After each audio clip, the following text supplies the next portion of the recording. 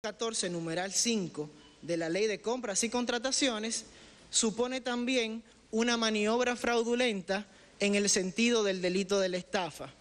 Esta posición me parece incorrecta por varias razones. En primer lugar, la violación de una norma extrapenal sin consecuencias penales no puede subsumirse en el elemento típico de las maniobras fraudulentas. Si fuese así, podríamos integrar como maniobras fraudulentas cualquier violación a la ley. Por ejemplo, conducir bajo los efectos del alcohol o conducir en exceso de velocidad, según lo que plantea la magistrada Jenny Berenice, también sería una maniobra fraudulenta porque viola una ley. Eso es falso, argumentativamente falso, no que ella haya mentido en nada. Pero a nadie se le ocurriría que por conducir en exceso o bajo los efectos del alcohol se ha realizado una maniobra fraudulenta en el sentido de la estafa. En segundo lugar, y esto es importante, las consecuencias penales requieren de valoraciones de infracciones penales, no administrativas, no disciplinarias, no éticas. La norma que invoca la magistrada no tiene consecuencias penales, es de carácter extrapenal. De ninguna manera podría constituirse en un elemento típico de la estafa. No cualquier violación a la ley implica una maniobra fraudulenta, con lo cual la imputación por estafa en la forma y manera que ellos intentan hacerlo no tendría cabida en contra de Alexis Medina. Además, el discurso de ellos en el día de ayer era que la estafa se encontraba en concurso ideal con la falsedad en documentos públicos, caso que tampoco aplica, porque los delitos que ellos escogieron son delitos que implican que el señor Alexis Medina haya actuado de propia mano, que haya hecho la rúbrica él mismo.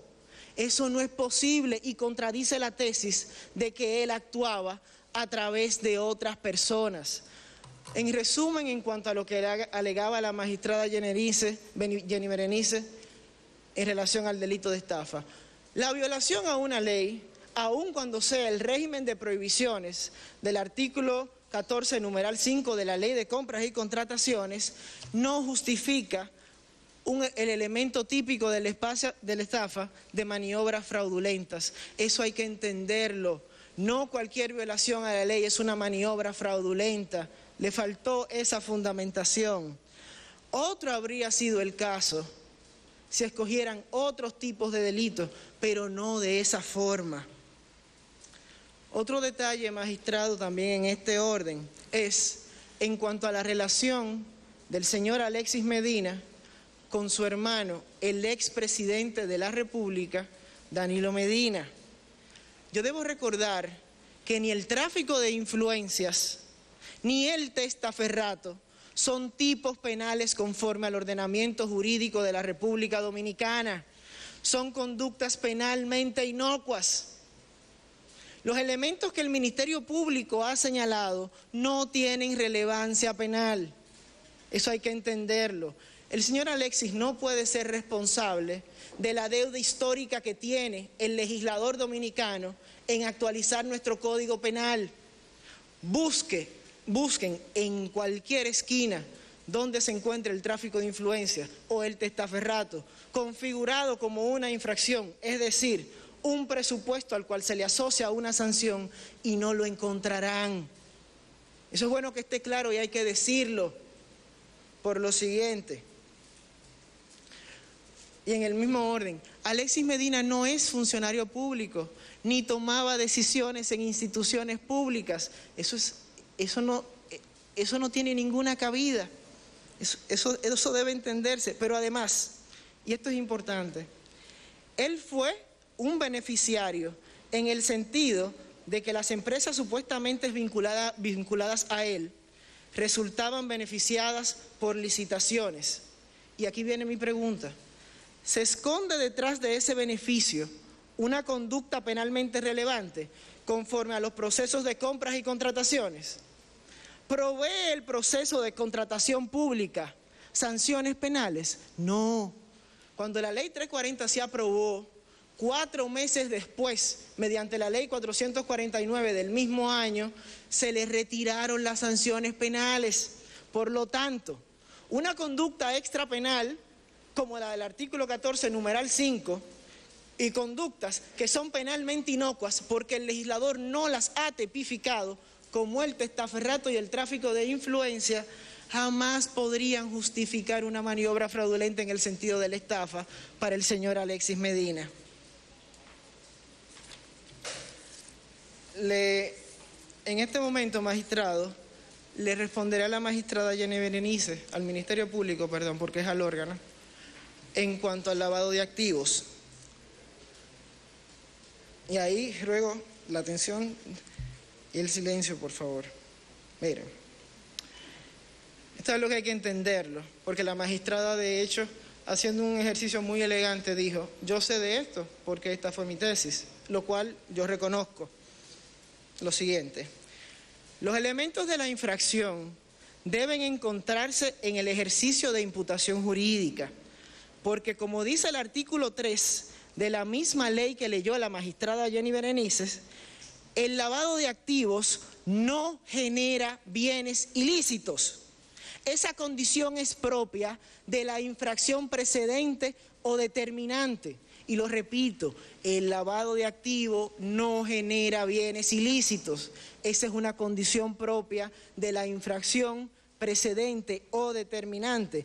Si no fuese así, la ley de lavado de activos no rezara en su artículo 3.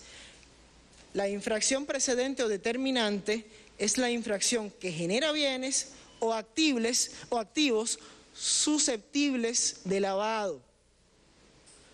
En ese sentido, los elementos de la infracción de la cual precede el lavado deben encontrarse en la configuración del lavado de activos y estar escrito en el ejercicio de imputación que hace el órgano acusador.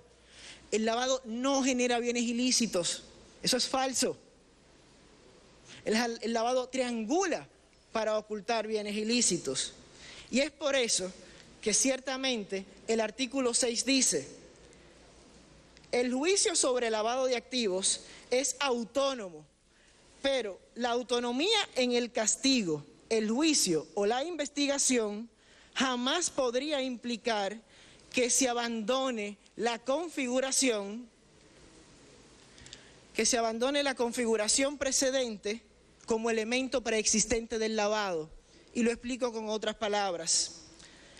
Si se pudiera prescindir de la infracción precedente, ninguna ley de lavado de activos la tendría en el cuerpo de su texto. Que varios elementos de una infracción puedan ser considerados de manera autónoma no desdice la relación de condición o elemento que tiene la infracción precedente con el lavado, aun cuando no se vaya, aun cuando no sea necesario una sentencia previa sobre la infracción precedente, aun cuando no sea necesario un castigo previo.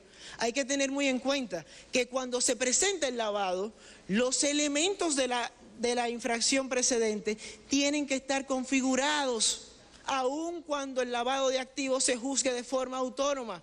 Lo que se hace de forma autónoma es la evaluación para la sanción, pero para la configuración de la infracción jamás. Eso no lo dice ninguna ley.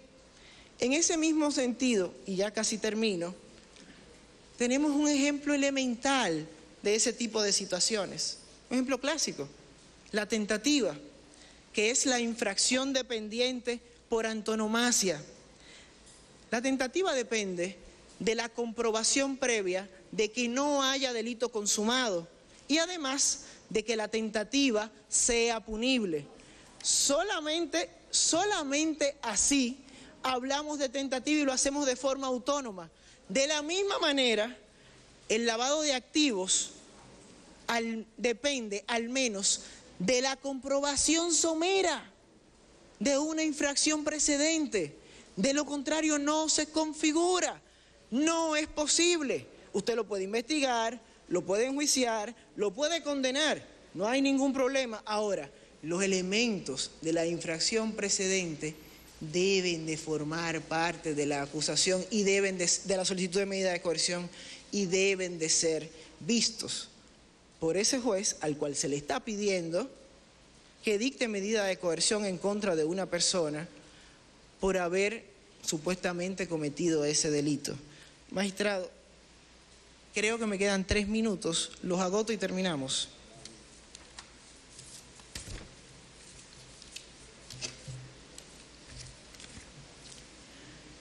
Yo no podía dejar de mencionar que la magistrada Jenny Berenice sacó una muy buena doctrina, muy buena jurisprudencia, lo cual me agrada porque eleva el nivel del debate.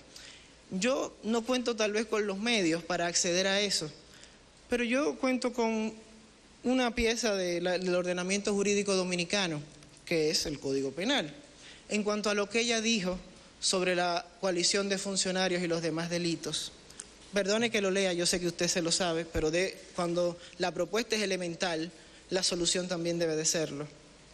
Los funcionarios o empleados públicos, las corporaciones o depositarios de una parte de la autoridad pública que concierten o convengan entre sí, amén de lo que dijo el Tribunal de Perú, amén de lo que dice la doctrina.